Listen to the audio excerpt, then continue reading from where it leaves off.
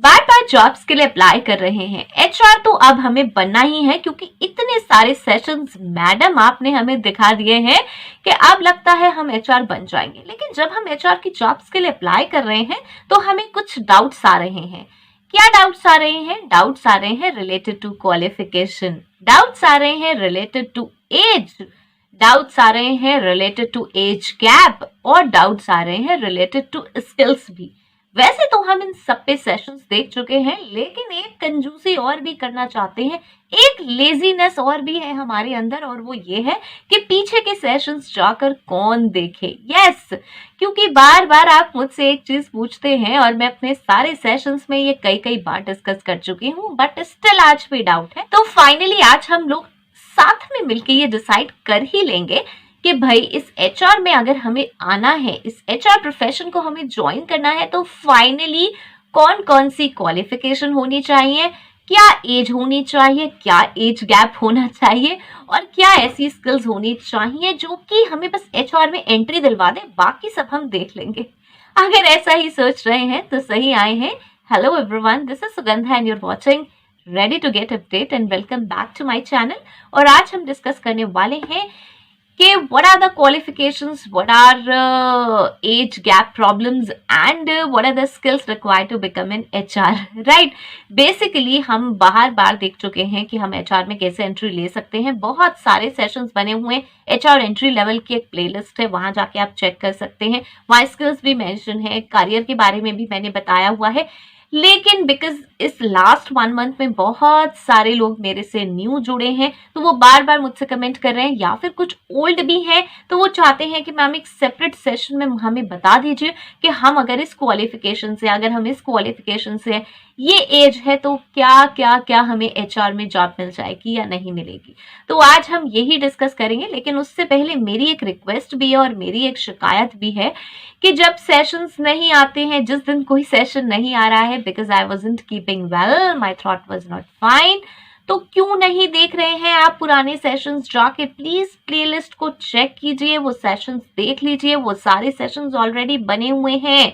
ये जो मैं आज बात करने वाली हूँ, ये मैं कहीं ना कहीं डिस्कस कर चुकी हूँ अपने सेशंस में बीच बीच में। आज मैं डेडिकेटेडली इसी पे एक सेशन बना रही हूँ, लेकिन ये सब चीजें हैं ऑलरेडी। प्लीज जाकर एक बार चैनल की प्लेलिस्ट चेक कीजिए।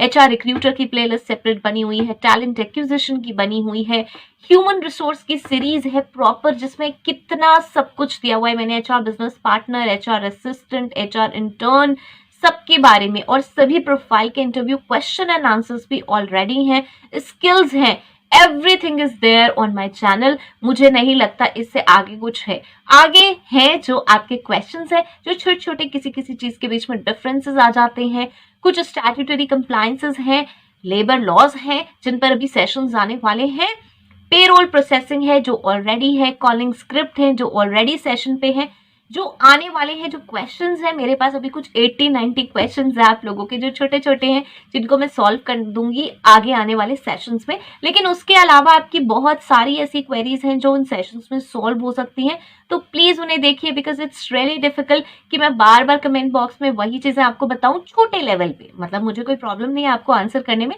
लेकिन वहां उतना सेटिस्फैक्ट्री नहीं होता, बहुत ही कम मैं बताती हूँ, मजा सा नहीं आता।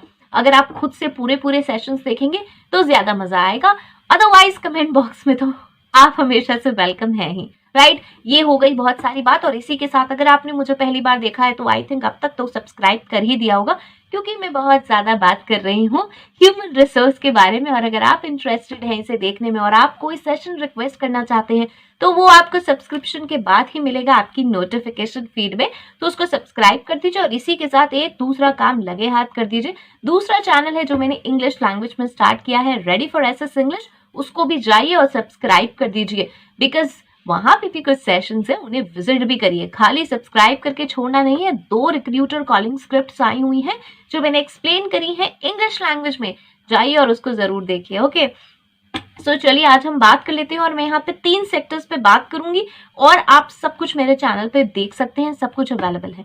सबसे पहली चीज, जो क्वालिफिकेशन का डाउट आता है, एचआर के लिए क्या क्वालिफिकेशन रिक्वायर्ड है, तो चलते हैं बिल्कुल बेसिक से।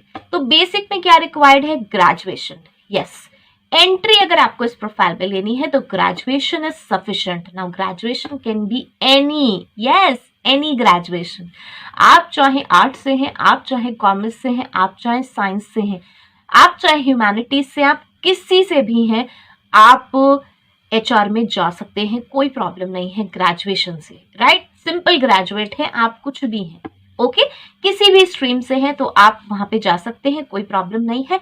एलिजिबिलिटी क्राइटेरिया कंपनी में जब अप्लाई कर रहे हैं तो जरूर चेक कर लें, कहीं स्पेसिफिकली तो कोई क्वालिफिकेशन मेंशन नहीं है, राइट। आप मुझसे बार बार ये पूछते हैं मैम क्या ये मैं बीएससी माइक्रोबायोलॉजी हूँ, मैं बीएससी बायोटेक हूँ, मैं बीकॉम हूँ, मैं बीए हूँ, तो क्या मैं जा सकता हूँ या मैं जा सकती हूँ? तो यस आप जा सकते हैं, लेकिन आप जिस कंपनी में अप्लाई कर रहे हैं प्लीज उसकी एलिजिबिलिटी रिक्वायरमेंट चेक करिए। अगर उसमें स्पेसिफिकली कुछ मेंशन नहीं है, मतलब उसमें स्पेसिफिकली नहीं लिखा है कि यही ग्रेजुएट मतलब बीकॉम ही चाहिए, बीबीए ही चाहिए, या बीएससी ही चाहिए, या बीएसडब्ल्यू ही चाहिए, तो अगर ऐसा कोई स्पेसिफिक मेंशन नहीं है तो आप बिल्कुल वहां पे अप्लाई कर सकते हैं, कोई इश्यू नहीं है।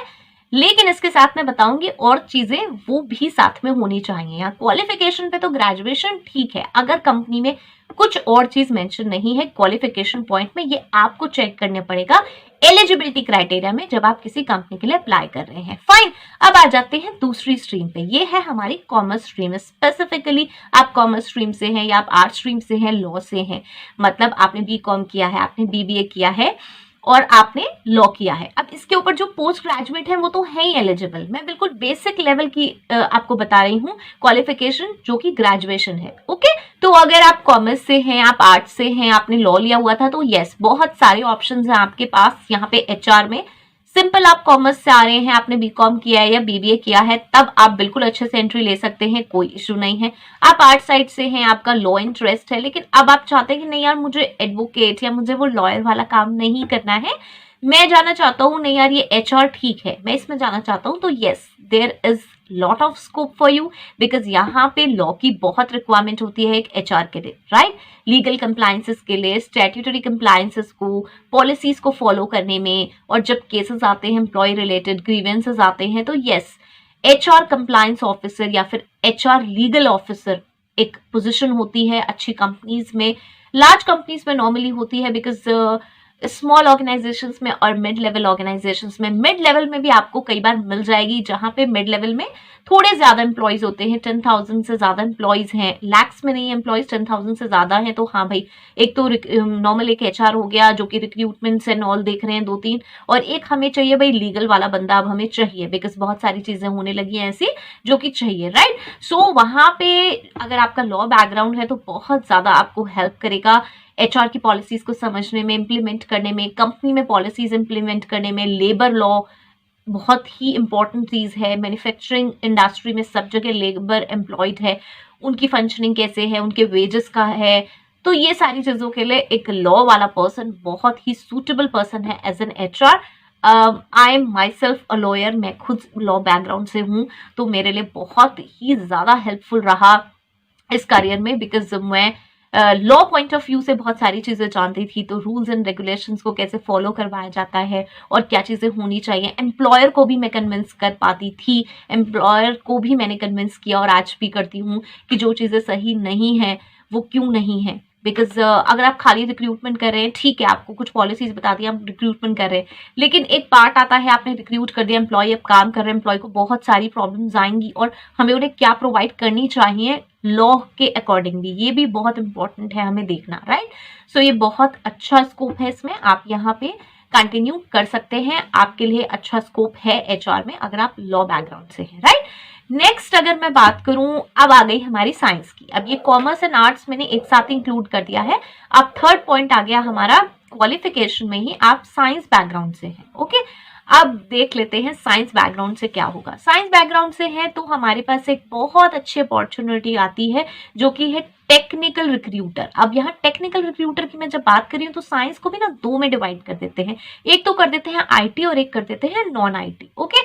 जो आईटी वाला पार्ट है वो बहुत ही अच्छे से टेक्निकल रिक्रूटर बन सकता है, यस। अब आप ये ना सोचे कि मैं रिक्रूटर की ही बात कर रही हूँ तो वो तो आजीवन रिक्रूटर ही बन के रह जाएगा, नहीं, आप एंट्री ले सकते हैं और फिर उसके बाद आप चेंज कर सकते हैं। आप चेंज कैसे कर सकते हैं रिक्रूटर से जर्नलिस्ट प्रोफाइल में, इसका एक सेशन बना हुआ है, वो आप डिस्क्रिप्शन बॉक्स से या चैनल पे जाके चेक कर सकते हैं।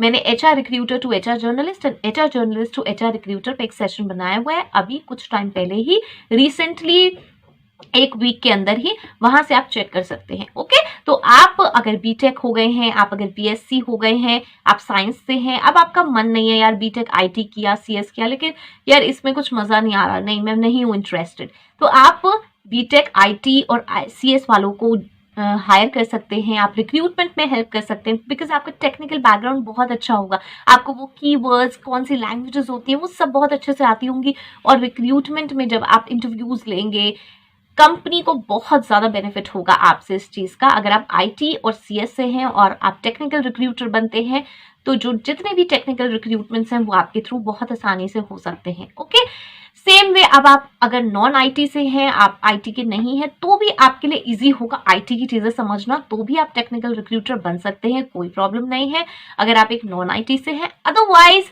भी आप रिक्रूटमेंट में आ सकते हैं, आप HR में आ सकते हैं, कोई भी प्रॉब्लम नहीं है। ओके, लेकिन अगर आप बात कर रहे हैं हम क्वालिफिकेशन की, तो इसके साथ जरूरत है कुछ स्किल्स, जो कि मैं बताऊंगी थर्ड पॉइंट में, वो चीजें बहुत ज्यादा जरूरत है।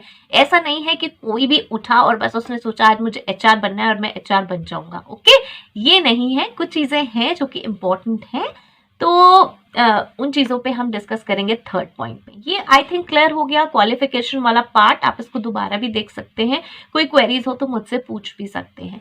नेक्स्ट सेकंड आ जाता है हमारा एज। ये पॉइंट बहुत ज़्यादा पूछा जाता है, अब इसको भी मैं डिवाइड कर देती हूँ दो में। वैसे मुझे अच्छा नहीं लग रहा है इसको डिवाइड करने में दो में, बिकॉज आई डोंट बिलीव, मैं बिल्कुल भी इस चीज़ में बिलीव नहीं करती हूँ कि हम इस चीज़ को कैटेगराइज करें एज में। चलिए फिर भी कर देते हैं, 25 तक की एक एज ले लेते हैं, 25 प्लस ले लेते हैं, राइट। 25 प्लस या 30 प्लस, मुझसे जो क्वेश्चन पूछा गया था वो 30 प्लस का ही पूछा गया है, लेकिन चलिए 25 मैंने इसलिए रखा है कि एक फ्रेशर बंदा निकला ग्रेजुएशन पोस्ट ग्रेजुएशन के बाद, मैक्सिमम 22 एज में होते हैं, पोस्ट ग्रेजुएट हो जाते हैं, 21-22 एज में पोस्ट ग्रेजुएट हो जाते हैं, अगर आपने सही से बिल्कुल ठीक से एजुकेशन ली हुई है। ठीक से का मतलब ज्यादा सेंटिमेंटल ना हो, 1-2 साल का डिफरेंस हो सकता है। ओके, तो हम अभी अभी न्यू निकले हैं और हमें मिल गई जॉब, मिल सकती है, कोई प्रॉब्लम नहीं है, कोई ये क्राइटेरिया नहीं है कि 22 के आप 23 के आप तो आप HR नहीं बन सकते हैं, कोई प्रॉब्लम नहीं है। तो 25 तक तो हमारा मामला बिल्कुल हिट है और फिट है। अब आ जाती है बारी 25 के बाद की और 30 के बाद की, स्पेशली 30 के बाद की। 25 वाली सीरीज फिर भी वही चल रही है, तो चलिए 30 प्लस की भी बात कर लेते हैं। 30 प्लस या 35 प्लस के बाद है, तो पहली बात हमें ये क्यों डाउट हो रहा है, मैं ये नहीं समझ पा रही हूँ कि हम एक HR नहीं बन सकते। पहले सोच कर देखिए इसमें क्या प्रॉब्लम है, एज वाली प्रॉब्लम कहाँ से आ रही है। ये कोई ऐसी चीज नहीं है जो यहाँ पे आपको मींस 30 के बाद आपकी क्या फिजिकल एक्टिविटी आप नहीं कर सकते, आपका माइंड नहीं चलता, आप बात नहीं कर सकते लोगों से, प्रेजेंट नहीं कर सकते अपने आप को। अगर आपने मेरे सेशंस देखे हैं स्किल्स बेस्ड की, जो HR में स्किल्स चाहिए होती हैं वो अगर आपके अंदर हैं, तो इसमें जो ये एज वाला क्राइटेरिया है ये बिल्कुल भी नहीं है। ये कोई स्पोर्ट्स एक्टिविटी नहीं है, ये कोई मिलिट्री सर्विसेज नहीं है कि आप फिजिकली फिट नहीं है इतनी एज के बाद तो अब आप ये वाला जॉब नहीं कर सकते, आप ये वाला जॉब नहीं कर सकते। ये एक सिटिंग जॉब है, ये एक माइंड एक्टिविटी है, ये एक कम्युनिकेटिव प्रोफाइल है, जिसमें अगर आप अच्छे से कम्युनिकेट कर सकते हैं, प्रेजेंट कर सकते हैं, आप रिलेशंस बना सकते हैं और ह्यूमन हैंडलिंग अच्छी कर सकते हैं, तो कोई भी प्रॉब्लम नहीं है। तो अगर ये स्किल्स आपके अंदर हैं तो यस आप बन सकते हैं, इसमें एज वाली कोई प्रॉब्लम नहीं है। लेकिन अभी एक डाउट आता है, एक प्रॉब्लम आती है कि हमें ऐसा फील होता है कि जब हमने अप्लाई करा तो हमारा जो एज है वो कंपनी ने देखी होगी और उसने हमें नहीं बुलाया होगा। नाउ यहाँ मैं एक्सेप्शनली कह सकती हूँ कि हो सकता है किसी कंपनी का क्राइटेरिया हो, तो वो इंडिविजुअल उस कंपनी का प्रॉब्लम है, वो सबका नहीं है। अगर कंपनी ने स्पेशली अपने एलिजिबिलिटी क्राइटेरिया में लिखा हुआ है कि लोअर देन दिस अप्लाई करें, लोअर देन दिस अप्लाई करें, जो मैंने देखा है बहुत सारी पोस्टिंग्स में, मैं बिल्कुल सपोर्ट नहीं करती हूँ इस चीज़ को, लेकिन मैंने बहुत बार देखा है कई पोस्टिंग्स में, कंपनीज की पोस्टिंग्स में लिखा होता है लोअर देन दिस एज, मतलब या तो अप टू दिस एज के लोग अप्लाई करें। तो अगर ऐसा लिखा है तो वो कंपनी स्पेसिफिक है, वो सबका क्राइटेरिया नहीं है। राइट।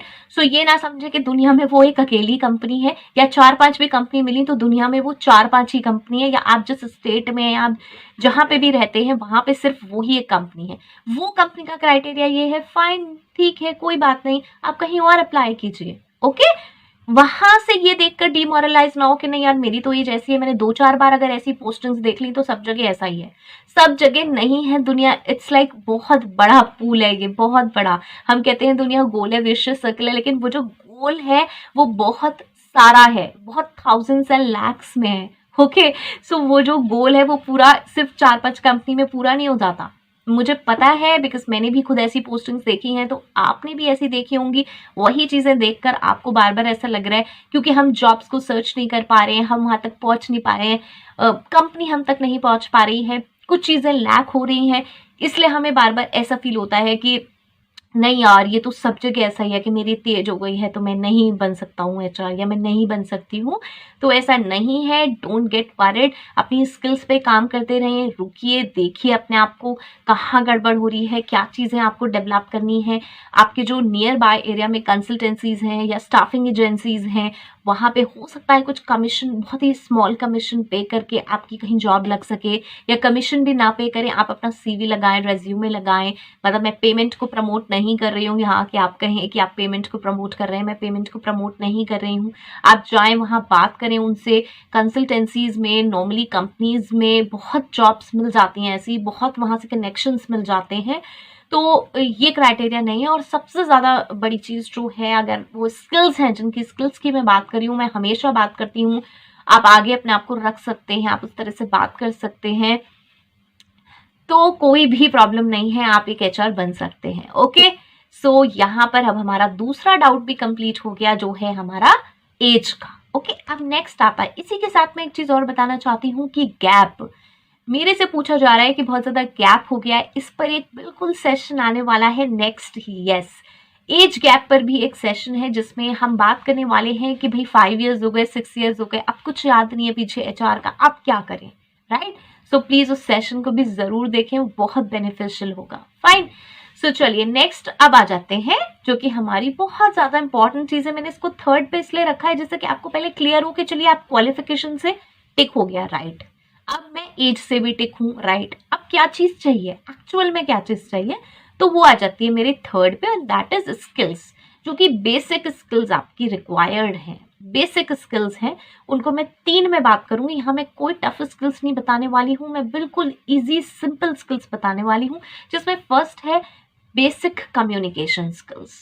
बेसिक, मैं आपसे जैसे बात कर रही हूँ, मैं यहाँ कोई टफ लैंग्वेज यूज नहीं कर रही हूँ, मैं आपसे बहुत ही नॉर्मली बात कर रही हूँ, इस तरीके से बात करने की एक जो सेंसिबिलिटी। अगर आप ये देखते हैं कि नहीं मुझे बहुत अच्छी ऑर्गेनाइजेशन में जाना है, तो यस, आपको बहुत ज्यादा अपनी कम्युनिकेशन स्किल्स पे काम करना पड़ेगा। Good reading, writing, speaking, listening skills, because वहां पे एम्प्लॉयज भी वैसे ही आएंगे, तो आपको उनसे वैसे ही बात करनी पड़ेगी। अगर आप सोचते हैं कि यार मैं जहाँ रहता हूँ वहां से 2 किलोमीटर 5 किलोमीटर दूर एक कंपनी है, दो ज्यादा एम्प्लॉयज नहीं है, 50 एम्प्लॉयज है, वहां का कल्चर भी नॉर्मल है, वहां पे मुझे जॉब मिल जाएगी, मीन्स ये बहुत नॉर्मल चीज है। डोंट थिंक कि मैं क्यों नहीं प्रमोट कर रही हूँ बड़ी कंपनीज को। बहुत सारे लोग ऐसे ही अपनी लाइफ को स्पेंड करते हैं, नॉर्मल जॉब्स में अच्छी अर्निंग होती रहती है उन्हें, ऐसा नहीं है कि वो किसी ब्रांड के साथ ही जुड़ते हैं तभी उनकी लाइफस्टाइल चलती है। यस, बहुत सारे लोग ऑल्दो इस पर डिबेट कर सकते हैं कि नहीं आप क्यों नहीं कह रहे हो कि हम उसे टारगेट करें, तो वो आपकी अपनी चॉइस है, आपकी अपनी चॉइस है कि आप किसी बड़ी कंपनी में जाना चाहते हैं या नॉर्मल कंपनी है, आपका वहां से जितनी सैलरी मिलती है उससे आपका गुजारा चल जाएगा, आपका रूटीन चल जाएगा, उसके साथ आप कुछ और भी काम कर रहे हैं तो ठीक है, उसे एम कीजिए, उसके लिए जो जो चीजें रिक्वायर्ड है वो करिए और साथ साथ सीखते रहिए, तो हो सकता है उससे आप ऊपर भी कभी किसी और कंपनी में चले जाएंगे। लेकिन आप ये सोचिए अब डिमोरलाइज हो जाए, नहीं जब तक मैं फेसबुक पे टैग नहीं करूंगा कि ज्वाइंड एज या started working as with this brand with this company, तब तक तो यार मजा ही नहीं आएगा। तो फिर तो आप अपने आप को धोखा दे रहे हैं, आप अपने आप से बिना बात के डिस्प्यूट अराइज करना है अपने अंदर। ओके, आप एम करते हैं, बहुत अच्छी बात है, बहुत अच्छी कंपनी में जाना चाहते हैं, कोई इशू नहीं है, उसके लिए तैयारी करते रहिए। मीनवाइल अगर आपको ऐसा लग रहा है कि नहीं यार ये जो पास में एक कंपनी है जहाँ पे कम लोग काम करते हैं, वहां पे जो सैलरी है वो मेरे अभी के लिए ठीक है, वो मुझे अभी मिल जाएगी तो मेरा काम चलता रहेगा और मीनवाइल मैं और तैयारी करता रहूंगा, तो आप ऐसे कर सकते हैं। Okay, right. सो ये चीज़ मैंने इसलिए शेयर करी बिकॉज मुझे बहुत सारे लोग ये कहते हैं, स्पेशली कंपनी के नेम से बोलते हैं कि मैम इसके इंटरव्यू क्वेश्चंस बताइए, इसके बताइए। मैं किसी कंपनी को प्रमोट नहीं करना चाहती हूँ। मैं बिल्कुल भी मेरा किसी की कंपनी प्रमोशन में नहीं है कोई भी इंटरेस्ट कि मैं किसी स्पेसिफिक कंपनी को प्रमोट करूँ। मैं प्रोफाइल को प्रमोट करना चाहती हूँ, मैं स्किल्स को प्रमोट करना चाहती हूँ कि आप ये चीज़ें डेवलप करें अपने अंदर, तब आप ऊपर आइए। ओके, तो चलिए, उस ये हो गया। उसके बाद बेसिक कम्युनिकेशन मैंने आपको बता दिया। आप जिस भी लेवल की कंपनी में जाना चाहते हैं, वहाँ का जो कम्युनिकेशन लेवल है उसको प्लीज़ डेवलप करिए। वो हर तरीके से ज़रूरत पड़ेगा। मैं आपसे आज बिल्कुल सिंपल तरीके से बात कर रही हूँ। अभी मैं अबे तबे या मैं कोई ऐसी लैंग्वेज यूज़ करने लगूँ जो कि बहुत सारे लोग यूज़ करते हैं, वो अप्रोप्रिएट नहीं लगेगी। कितने टाइम आप सुनेंगे? शायद बहुत सारे ऐसे अनसीरियस पीपल यहाँ पे जुड़ जाएंगे, बहुत सारे ऐसे लोग जुड़ जाएंगे जिनका इस चीज़ से कोई इंटरेस्ट नहीं है, बस वो सिर्फ मेरे वो स्लैंग वर्ड सुनने के लिए जुड़ेंगे। उससे किसका बेनिफिट होगा? कोई बेनिफिट नहीं होगा। ओके, सो जो पर्पस है, जब आप जॉब्स करेंगे तो जो कम्युनिकेशन का पर्पस है वो फुलफिल होना चाहिए, तो उतना कम्युनिकेशन आपको आना चाहिए। नेक्स्ट जो कि और इम्पॉर्टेंट चीज़ है वो है आईटी स्किल्स, बेसिक कंप्यूटर। मुझे कंप्यूटर खोलना नहीं आता ठीक से। अब आप कहेंगे ऐसा कौन होगा मैम, आजकल तो सब जानते हैं, ऐसा कैसे हो सकता है? आई हैव सीन ट्रेनीज, मैंने बहुत एम्प्लॉयज ऐसे देखे हैं नॉर्मल सिटीज़ में, स्मॉल सिटीज़ में। ऐसे लोग ट्रेनीज इंटर्न्स आते हैं जिनको उतनी अच्छी एजुकेशन नहीं मिल पाई अपने स्कूल्स में, वो नहीं कर पाए, उतना उनके पास नहीं था, वो उतना सीख नहीं पाए, उन्हें उतनी नॉलेज नहीं थी कि हाँ कि मुझे ये सब चीज़ें सीखनी चाहिए। कंप्यूटर खोलने का मतलब ये नहीं है कि हाँ मैंने स्टार्ट बटन ऑन कर दिया, ये कर दिया। मतलब बेसिक चीज़ें अगर मैं ये बोल रही हूँ कि हाँ आप डी ड्राइव खोलिए, डी ड्राइव में एक फोल्डर बना दीजिए, तो उन्हें थोड़ा सा टाइम लग रहा है। ओके, कंप्यूटर आपको खोलना आना चाहिए, आपको MS ऑफिस पता होना चाहिए, उसमें कैसे डॉक्यूमेंट्स नॉर्मली बनते हैं, एटलीस्ट ये तो पता हो पावर पॉइंट में प्रेजेंटेशंस बनते हैं, एक्सेल में कुछ नंबर की शीट्स बनती हैं, वर्ड में ये बनता है। थोड़ा थोड़ा बहुत मुझे आता भी हो, करना भी आता हो, मैं बिल्कुल बेसिक की बात कर रही हूँ। इतना भी नहीं आता होगा तो बहुत प्रॉब्लम होगी। और फिर इन चीज़ों को और सीखिए। जब आप जॉब्स के लिए जाना चाह रहे हैं तो इन्हें और सीखिए। ये स्किल्स बहुत इंपॉर्टेंट है। जो IT से हैं, जो CS से हैं, जो साइंस से हैं, ऑब्वियसली उनका हैंड्स ऑन होगा। ये चीज़ें वो सुन के भी शायद हंस रहे होंगे कि आप क्या बता रहे हो यार, ये तो सबको ही आता है। लेकिन स्टिल बहुत सारे ऐसे स्टूडेंट्स, कैंडिडेट्स, जॉब सीकर्स होते हैं जो ये बेसिक चीज़ें नहीं समझ पाते। मैं उनके पॉइंट ऑफ व्यू से बता रही हूँ, ये सारी चीज़ें इंपॉर्टेंट है। अभी मुझे हाल ही में किसी ने कमेंट किया था कि ma'am I am not good at computers, तो मेरा वही कहना है कि नहीं है। आप जानते हैं अगर ये चीज़ तो प्लीज़, बहुत डिफ़िकल्ट नहीं है। जैसे आप मेरे चैनल पे आए हैं, ऐसे किसी और के चैनल पे जाके MS ऑफिस सीख सकते हैं, कोई प्रॉब्लम नहीं है। ओके, सो ये हो गया छोटा सा। और एक थर्ड चीज़ जो आप कहें स्किल्स, या फिर मैं एक ऐड ऑन करना चाहूँगी अपने एक्सपीरियंस से HR के, कि एक ह्यूमन स्किल्स होती हैं, एक ह्यूमन माइंड स्किल्स, एक ह्यूमन थॉट प्रोसेस कह सकते हैं आप, एक ह्यूमैनिटी। ये फैक्टर बहुत इंपॉर्टेंट है।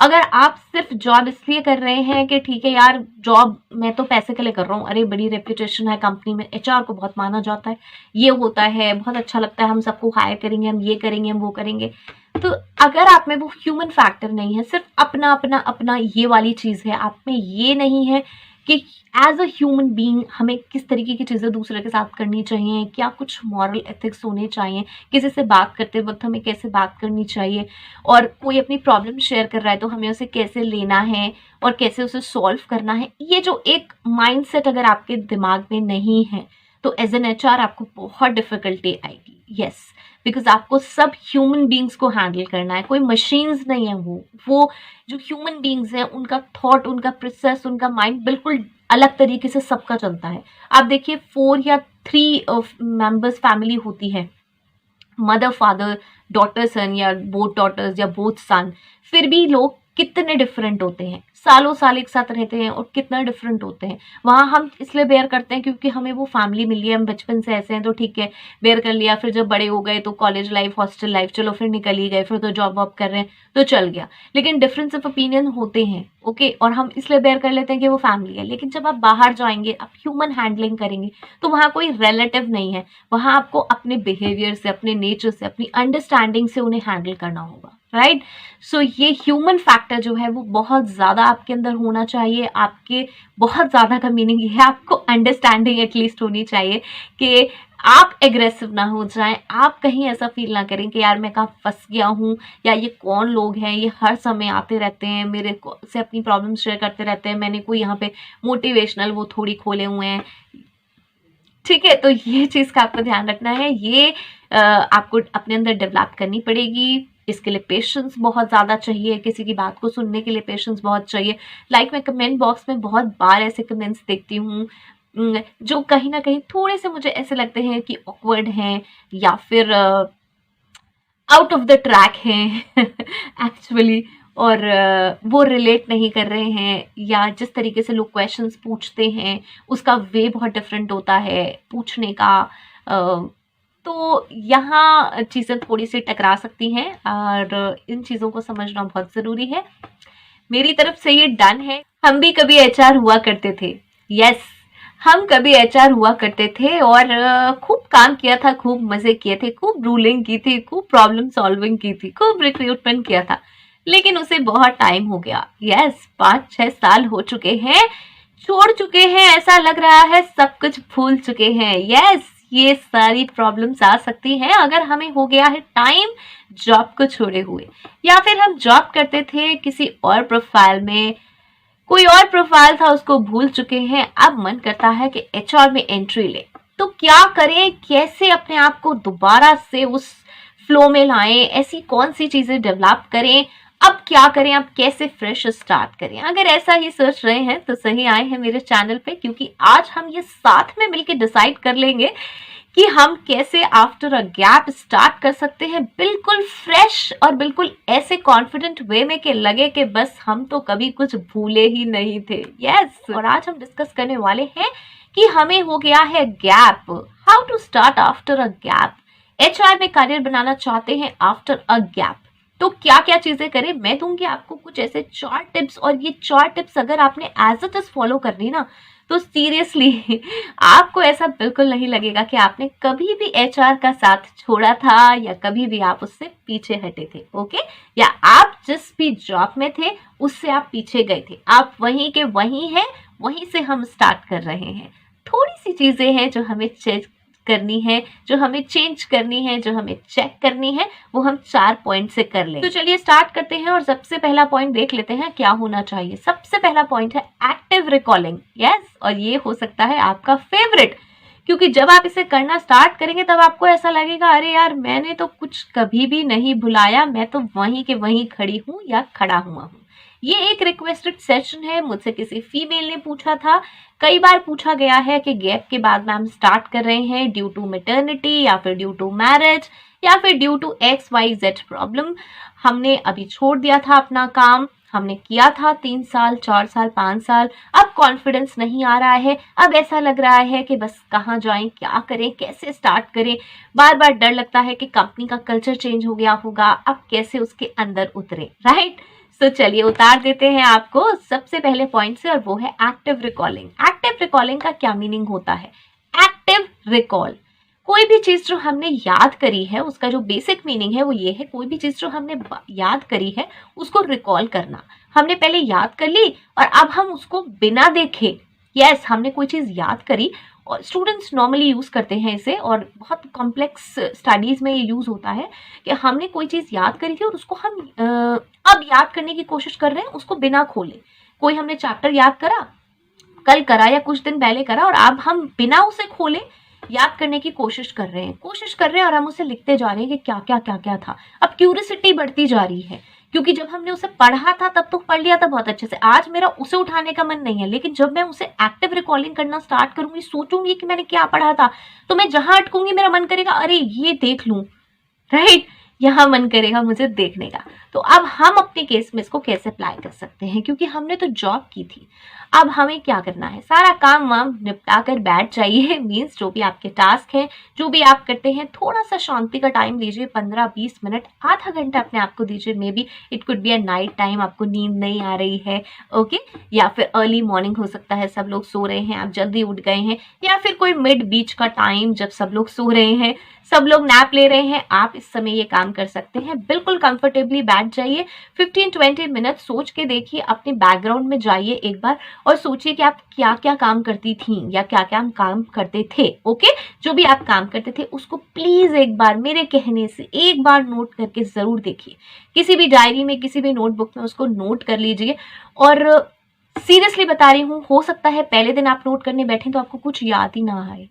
यस, ये हो सकता है। या फिर आपको 2-3 पॉइंट्स याद आए, आप कहें नहीं यार मैं काम तो बहुत ज्यादा करती थी। अब आपका माइंड कैसे काम करेगा, नहीं यार मैं बहुत काम करती थी, ये भी था ये भी था। अब आपको 2-3 दिन में बहुत सारी चीजें याद आ जाएंगी जो आपने पहले करी थी और वो आपको याद नहीं आ पा रही थी। अभी आपको सिर्फ इस चीज पे फोकस करना है कि मैं क्या काम करती थी, वो मुझे नोट करना है। Okay, now second, explore roles. Now अब आप जिस रोल में जाना चाहते हैं उसको एक्सप्लोर करिए, उसको स्टडी करिए, नेट पे जाइए, एक बार देखिए उसके बारे में। आप एचआर में जाना चाहते हैं, ह्यूमन रिसोर्स खोल के देखिए, उसका जॉब डिस्क्रिप्शन खोलिए, उसकी रोल्स एंड रिस्पॉन्सिबिलिटीज को चेक कीजिए, एक बार चेक करिए और आप ये देखिए जो आपने काम किया था उसमें और इसमें कितनी सिमिलैरिटी है, उसको भी एक बार नोट कर लीजिए। जो अब रोल्स एंड रिस्पॉन्सिबिलिटीज कुछ कुछ आपकी अगर मैच हो रही है तो उसको उसके आगे या नेक्स्ट पेज पे आप नोट भी कर सकते हैं इफ यू वांट।